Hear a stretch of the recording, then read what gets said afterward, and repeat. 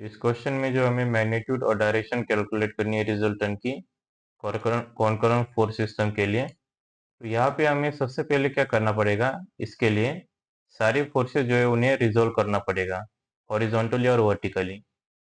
और यहाँ पे हमें जो मेथड यूज करनी है वो है एनालिटिकल मेथड।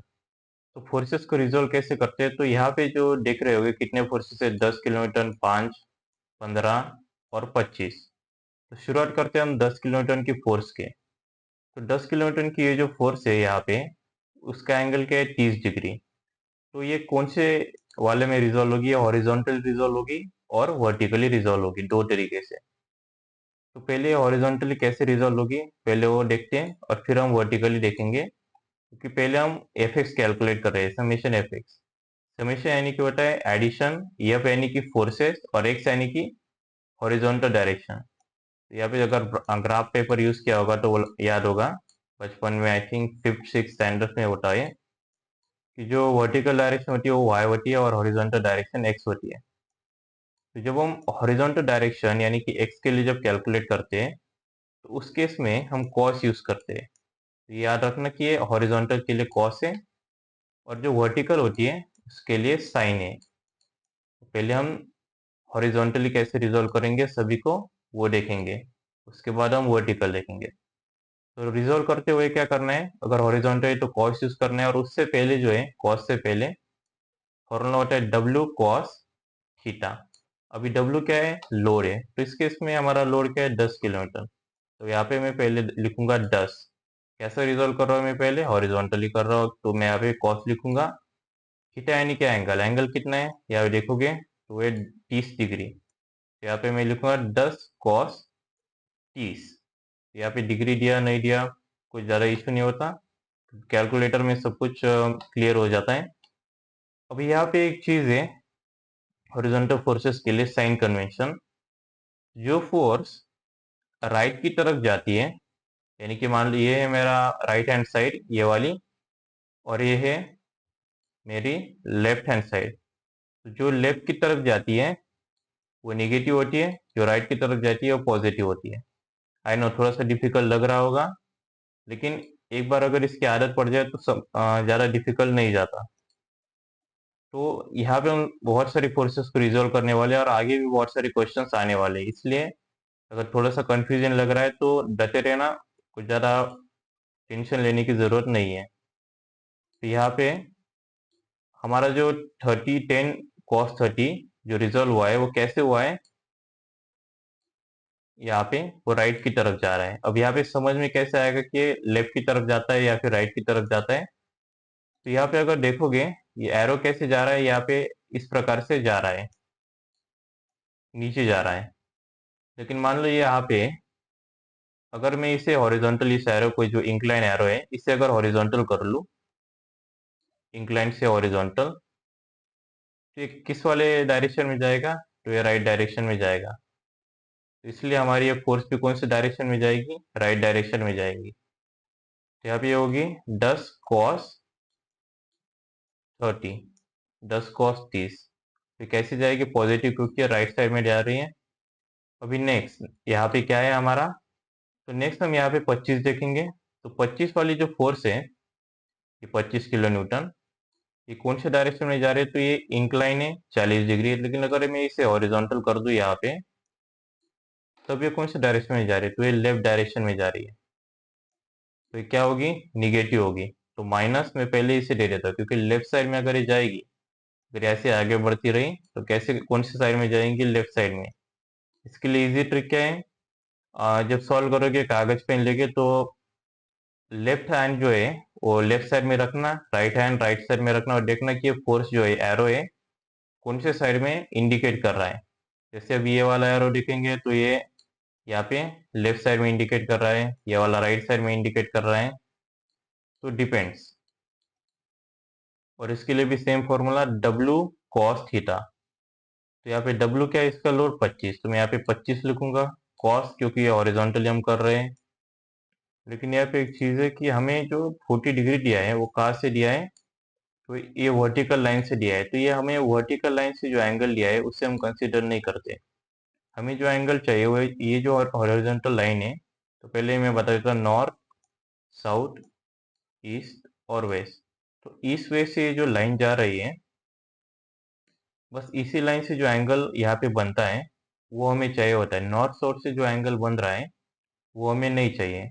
तो जैसे हमें पता है कि सारे जो क्वाड्रेंट्स होते हैं वो 90 डिग्री के होते हैं। तो यहाँ से लेके यहाँ तक जो एंगल बनता है सभी का वो 90 डिग्री होता है। तो अगर यहाँ से 40 डिग्री बन रहा है और टोटल ये 90 डिग्री का है यहाँ से लेके यहाँ तक, तो बचा हुआ हमें यहाँ से यहाँ तक का जो चाहिए वो कितना होगा? तो 90 में से हम 40 माइनस करेंगे तो अब इसका आंसर क्या आएगा? 50 डिग्री। तो इसलिए यहाँ पे जो साइन आएगा वो आएगा साइन 50, यानी और साइन 40 नहीं आएगा यहाँ पे।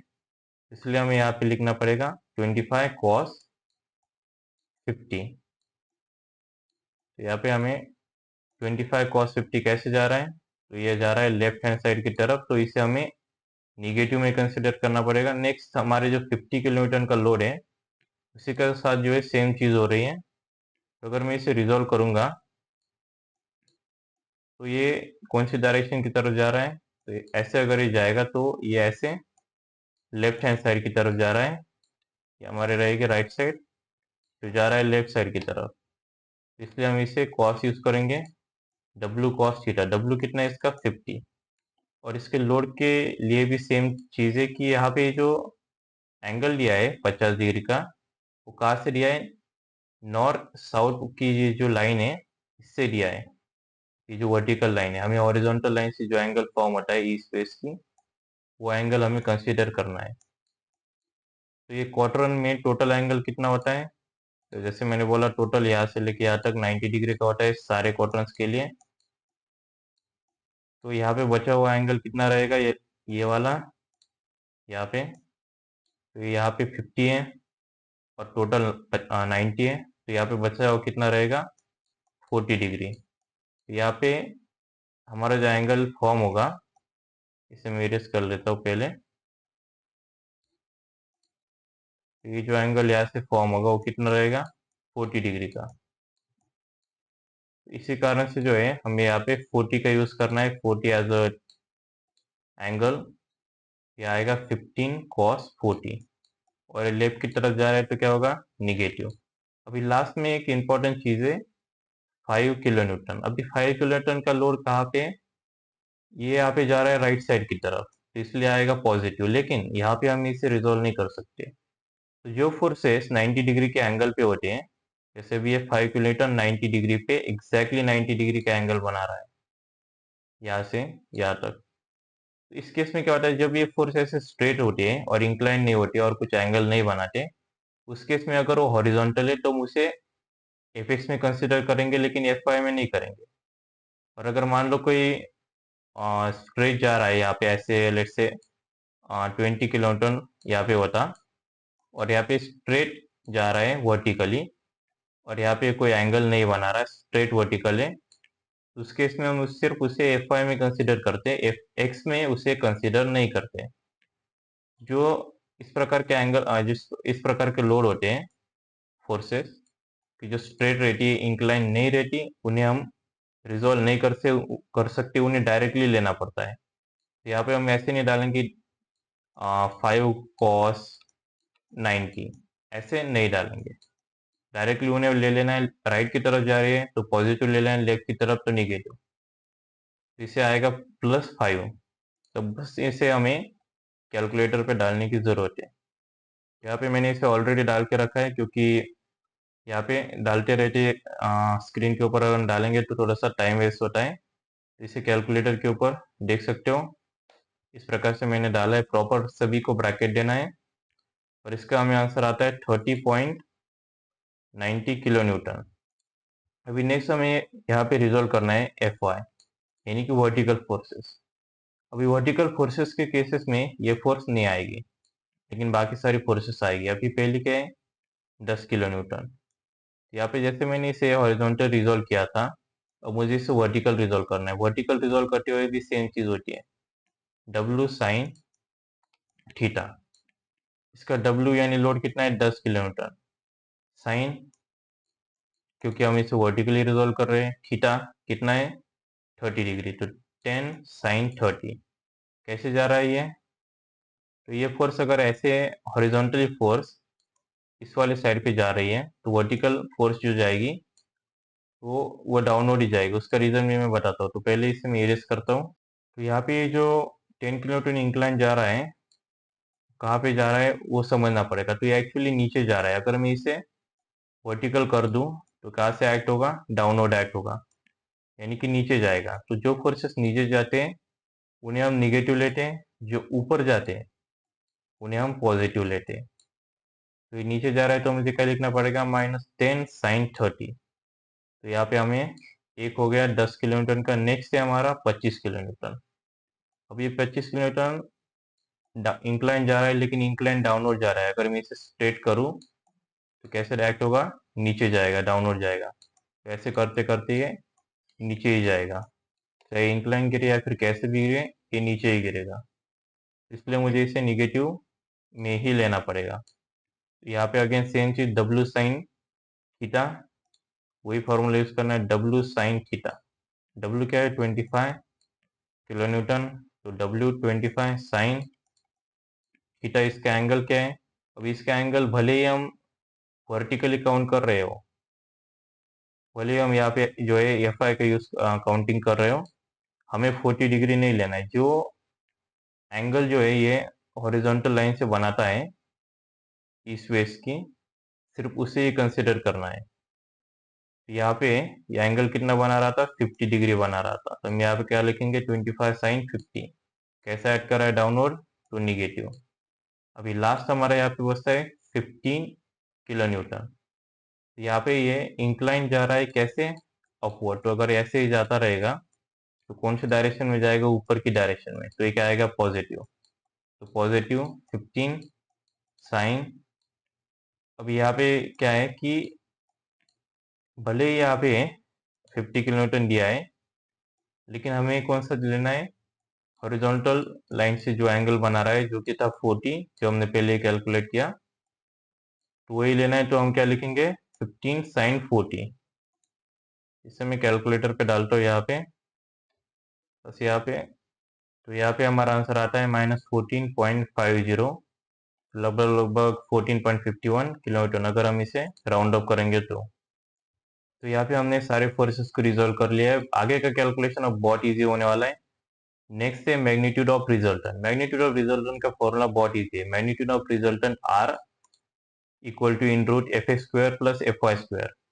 अभी यहाँ पे एक चीज बहुत ज्यादा इंपॉर्टेंट है, वो मैं बताऊंगा कि हमारा यहाँ पे FX क्या है? -13.90 किलो न्यूटन। और हमारा FY क्या है? यहाँ पे -14.51 किलो न्यूटन। लेकिन जब हम इसे फॉर्मूला में डालेंगे, भले ही मैं यहाँ पे जब आंसर पेपर में माइनस लिखेंगे ब्रैकेट के अंदर, लेकिन कैलकुलेटर पे डालते वक्त इसे माइनस में नहीं डालना है। उसका भी रीजन मैं बताऊंगा, और अगर डालना है तो कैसे डालेंगे वो भी बताऊंगा। यहाँ पे मैं इसे नॉर्मली जो है -13.90 का जो स्क्वायर है, क्योंकि कई बार क्या होता है कि सिंटेक्स एरर आती है और रूट के अंदर हम चाहे पॉजिटिव में वैल्यू डालें या फिर निगेटिव में डालें, उससे साइन कन्वेंशन से जो है रूट के अंदर कोई उसका मीनिंग नहीं रहता। यहाँ पे अगर मैं माइनस में डालूंगा लेट से, तो इस बार आंसर आ गया। तो लेकिन कई बार क्या होता है कि ब्रैकेट प्रॉपर ना देने के कारण कई बार यहाँ पे एरर आ जाती है, और यहाँ पे मैट एरर दिखाता है। इसे अगर मैं अभी दिखाऊंगा कि अगर लेट से यहाँ पे मैंने ब्रैकेट नहीं डाले, तो यहाँ पे मैट एरर जरूर दिखाता है। अभी यहाँ पे मैं देख सकते हो। तो इस मैट एरर को अवॉइड करने का एक ही ट्रिक होता है कि या तो यहाँ पे सभी को प्लस में डाल दो या फिर इस प्रकार से ब्रैकेट डाल दो। तो कई बार फिर भी मैट एरर आती है, तो क्या करना है कि माइनस का साइन हटा देना है और सिर्फ प्लस ही डाल देना है, तो भी सेम ही आंसर आता है। तो हमें यहाँ पे मैग्नीट्यूड ऑफ रिजल्टेंट हमें मिल चुका है। नेक्स्ट हमें क्या कैलकुलेट करना है? Direction of resultant. Direction of resultant का फॉर्मूला क्या होता है? थीटा इक्वल टू, थीटा यानी कि direction of resultant, tan inverse into in bracket. तो ये एक्चुअली यहाँ पे ब्रैकेट का सिंबल है, बस यहाँ पे थोड़ी स्ट्रेट लाइन यूज की गई है थोड़ा सा प्रॉपर रिप्रेजेंटेशन के लिए, लेकिन ये कुछ और सिंबल नहीं है। tan inverse of FY divided by FX। तो क्या करना है? Shift tan inverse bracket F Y का वैल्यू क्या है 14.51 डिवाइडेड बाय एफ का वैल्यू क्या है 13.90 और यहाँ पे जो है निगेटिव में मत डालना, यहाँ पे पॉजिटिव में ही डालना और हमारा आंसर आता है 46.23 डिग्री। क्योंकि यहाँ पे अगर हम निगेटिव में डालेंगे तो ये जो हमारा डिग्री आएगा वो निगेटिव में आएगा और निगेटिव डिग्री जैसी कोई चीज़ नहीं होती। इसलिए जो है अगर एक पॉजिटिव आए एक निगेटिव आए या फिर दोनों ही निगेटिव आए उसे हमेशा पॉजिटिव में ही डालना। तो हमें यहाँ पे थीटा की वैल्यू मिल चुकी है। नेक्स्ट क्या है हमें कैलकुलेट करना है position of resultant. Position of resultant में क्या है कि हमारा जो रिजल्टेंट आया है वो कौन से क्वाड्रेंट में वो हमें बताना है। तो चाहो तो इस इमेज का स्क्रीनशॉट निकाल सकते हो कि ये क्वाड्रेंट का बेसिकली ट्रिक है। तो पहले जो है हमें पहली वैल्यू होती है x, दूसरी वैल्यू होती है y। तो पहले x की वैल्यू देखनी है तो हम पहले x की वैल्यू देखते हैं क्या है ये हमारी निगेटिव। फिर हम y की वैल्यू देखेंगे क्या है ये निगेटिव। तो हम इमेज की तरफ वापस आगे चलते हैं यहाँ पे। तो यहाँ पे जो क्वाड्रेंट थ्री जो है उससे ये मैच करता है। हमारे x की भी वैल्यू और y की भी वैल्यू निगेटिव आई है। तो कौन से क्वाड्रेंट में जाएगा, ये जाएगा क्वाड्रेंट थ्री में।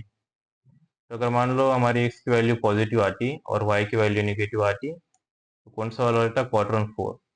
तो इसी प्रकार से पहले हमें x की वैल्यू देखनी होती है फिर y की वैल्यू, उस हिसाब से हमें क्वाड्रेंट जो है डिसाइड करना होता है। तो चाहो तो इसे कई बार लिख लेना और स्क्रीनशॉट जरूर निकाल लेना।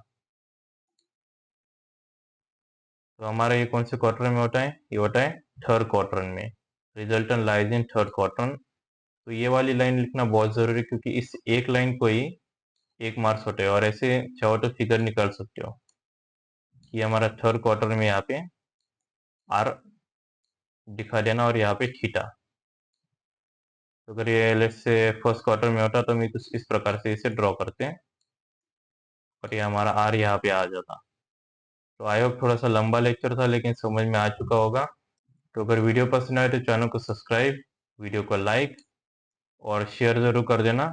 Thank you for watching and see you in the next one.